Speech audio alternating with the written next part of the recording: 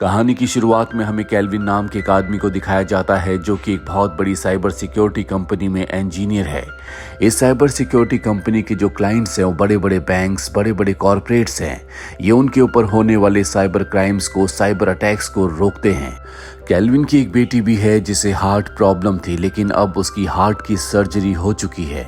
वो पूरी तरह से नॉर्मल है, पर अपनी बीमारी के चलते वो 3 सालों तक स्कूल नहीं गई थी।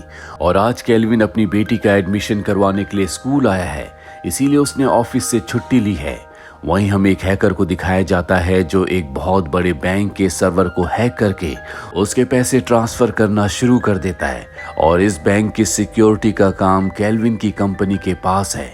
वहां पर हर कोई इस हैकिंग को रोकने की कोशिश कर रहा होता है, लेकिन कोई भी इस काम को नहीं कर पाता। और तभी केल्विन को कॉल आता है, उसे बताया जाता है कि एक इमरजेंसी है। केल्विन जल्दी से अपने ऑफिस पहुंचता है जहां चारों तरफ अफरा तफरी होती है, लेकिन कोई भी उस हैकर को रोक नहीं पा रहा होता।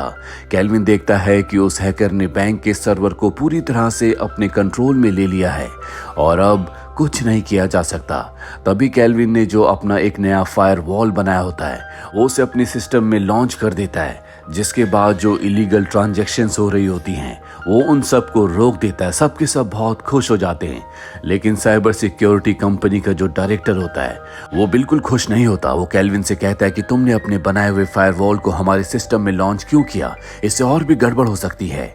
दरअसल जो हैकर है वो इसी डायरेक्टर के लिए काम करता है। बैंक से जो पैसा ट्रांसफर हो रहा था वो यही डायरेक्टर करवा रहा था, लेकिन वो जानता है कि केल्विन ने बहुत बड़ा काम किया है, इसीलिए सबके सामने वो उसे बहुत ज्यादा कुछ नहीं बोल पाता। हालांकि केल्विन ने हैकिंग को रोक लिया था, लेकिन जब तक उसने हैकिंग को रोका था तब तक बैंक से बहुत ज्यादा पैसे ट्रांसफर हो चुके थे। साथ ही हैकर ने ट्रांजैक्शन हिस्ट्री को डिलीट कर दिया था, जिसका मतलब ये है कि कभी पता नहीं चल पाएगा कि किस अकाउंट में पैसे ट्रांसफर हुए। अब जो सिक्योरिटी कंपनी का सीईओ है वो डायरेक्टर को अपने केबिन में बुलाता है और कहता है कि तुमने ज्यादा पैसे क्यों निकाले, जिससे हमें पता चलता है कि इस कंपनी का जो सीईओ है वो भी इन सब में इन्वॉल्व है। डायरेक्टर कहता है कि मुझे पैसों की जरूरत थी, इसीलिए मैंने ज्यादा पैसे निकाले, और वो सीईओ को ये कहकर वहां से चला जाता है। इस बात से सीईओ को बहुत गुस्सा आता है, पर वो डायरेक्टर को कुछ नहीं कह पाता। इसके बाद सीईओ एक आदमी से मिलने जाता है जो कि मास्टरमाइंड है, जिसने पूरा प्लान बताया था। और अब वो सीईओ से कहता है कि तुमने ज्यादा पैसे क्यों निकाले। सीईओ उसकी बात का कोई जवाब नहीं दे पाता। तभी वो सीईओ के भाई को वहां पर लाता है और अपने आदमियों से कहता है कि इसे मार दो। ये सुनकर सीईओ डर जाता है, क्योंकि वो अपने भाई से बहुत प्यार करता है। वो मास्टरमाइंड से कहता है कि ऐसा मत करो। बैंक से जो 500 मिलियन ज्यादा डॉलर्स निकाले गए थे वो मैंने नहीं बल्कि हमारे डायरेक्टर ने निकाले थे। मास्टरमाइंड कहता है कि तुम उसे डिनर पर इनवाइट करो। सीईओ ऐसा ही करता है, जिसके बाद डायरेक्टर अपने पूरे परिवार के साथ अपनी फुल्ली ऑटोमेटिक गाड़ी में डिनर के लिए निकल पड़ता है।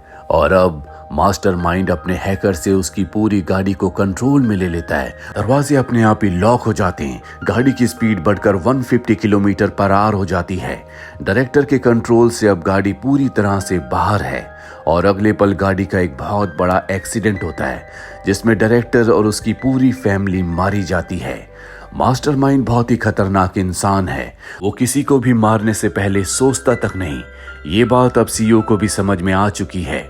वो समझ चुका है कि उसने बहुत गलत आदमी से हाथ मिला लिया है।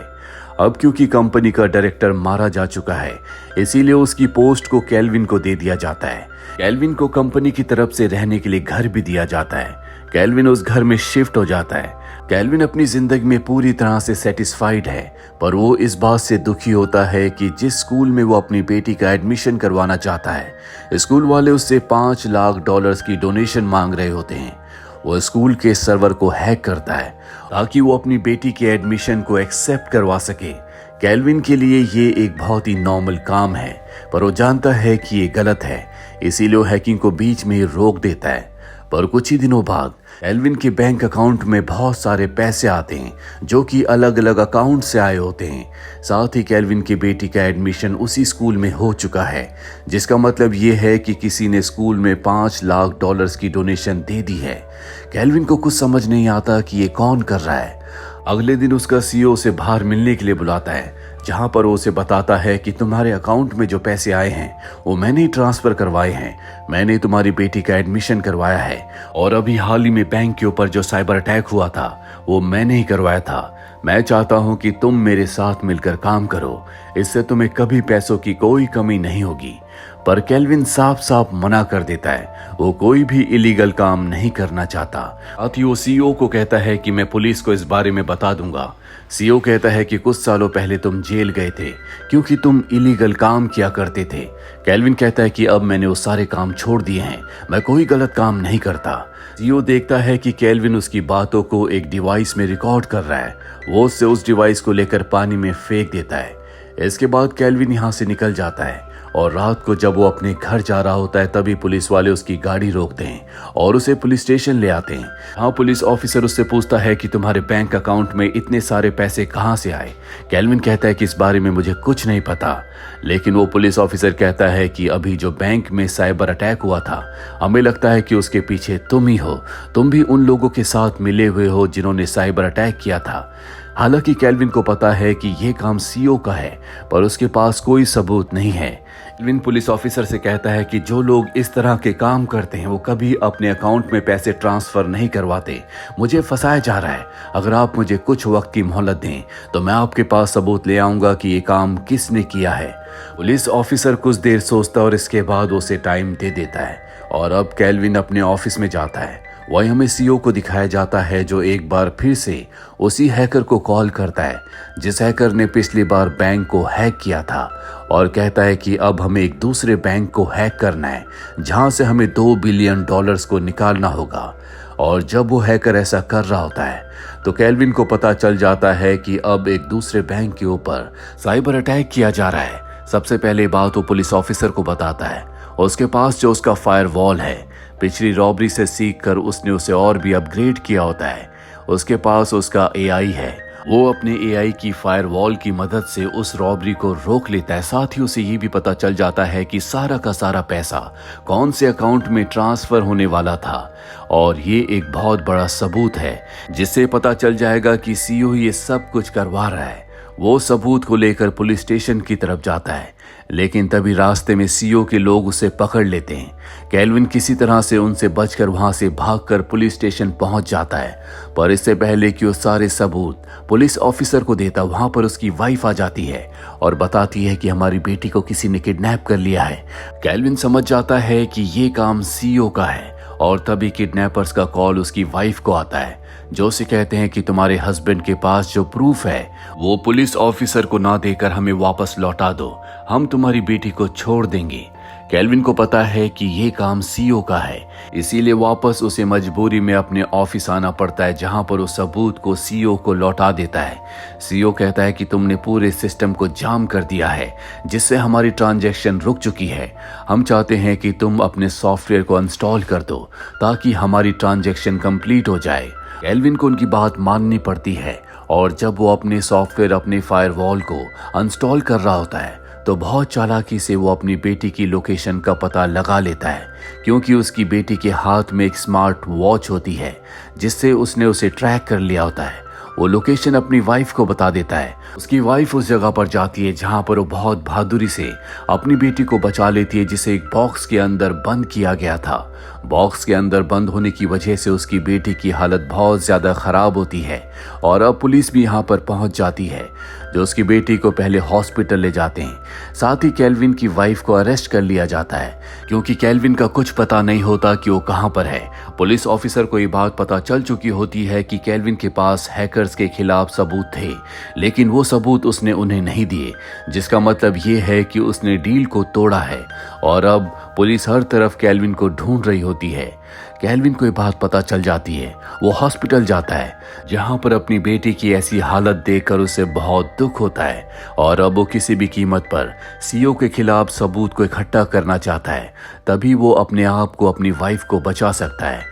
लेकिन ये काम करना इतना आसान नहीं होगा क्योंकि जो सबूत उसके पास थे वो तो सीईओ ने उससे ले लिए थे। केल्विन अब सीईओ के फोन को हैक करता है, लेकिन उसमें पासवर्ड होता है। जिस पासवर्ड को पता करने के लिए वो पूरे सर्वर को हैक करके उसके अंदर जाता है। जहां पर केल्विन को पता चलता है कि सीईओ के बहुत सारे अलग अलग नाम हैं और एक नाम पर बहुत सारे बैंक अकाउंट्स हैं जिनमें ढेरों पैसे हैं। साथ ही हर एक नाम पर एक अलग पासपोर्ट है, जिसका मतलब ये है कि सीईओ कभी भी इस देश को छोड़कर जा सकता है और कभी उसे पुलिस ढूंढ नहीं सकती, क्योंकि वो अपना नाम आइडेंटिटी हमेशा के लिए बदल देगा। केल्विन को उसकी एक आईडी से पासवर्ड मिल जाता है, जिसके बाद वो उसके पूरे फोन को ट्रैक करता है। उसे पता चलता है कि उसने हर एक डेटा को डिलीट कर दिया है, पर उसे पता चल जाता है कि वो एक आदमी के लिए काम करता है जिसका नाम मास्टरमाइंड है। वो सबसे पहले मास्टरमाइंड के बारे में पूरी डिटेल्स इंफॉर्मेशन निकालता है, जिसके बाद वो मास्टरमाइंड के कार के कैमरे को हैक कर लेता है। वो उसके कैमरे में देखता है कि वो एक जगह पर गोल्फ खेल रहा है और तभी वहां पर सीईओ आता है, जो अपनी गन निकाल कर बाहर आता है और उस गन से वो मास्टरमाइंड और उसके आदमी को मार देता है। ये सब काम उसने मास्टरमाइंड की गाड़ी के सामने किया होता है, इसीलिए केल्विन हर एक चीज को रिकॉर्ड कर लेता है और इस पूरी रिकॉर्डिंग फुटेज को पुलिस ऑफिसर को भेज देता है, जिससे पुलिस ऑफिसर को पता चल जाता है कि अब तक कंपनी में जो भी गलत काम हुए हैं वो और किसी ने नहीं बल्कि सीईओ ने किए हैं। उसके फोन से वो उसे ट्रैक करना शुरू कर देते हैं, लेकिन जल्दी सीईओ को पता चल जाता है कि कोई उसे ट्रैक कर रहा है, इसीलिए वो अपने फोन को सड़क पर फेंक देता है और अब उसकी लोकेशन का किसी को कुछ पता नहीं होता।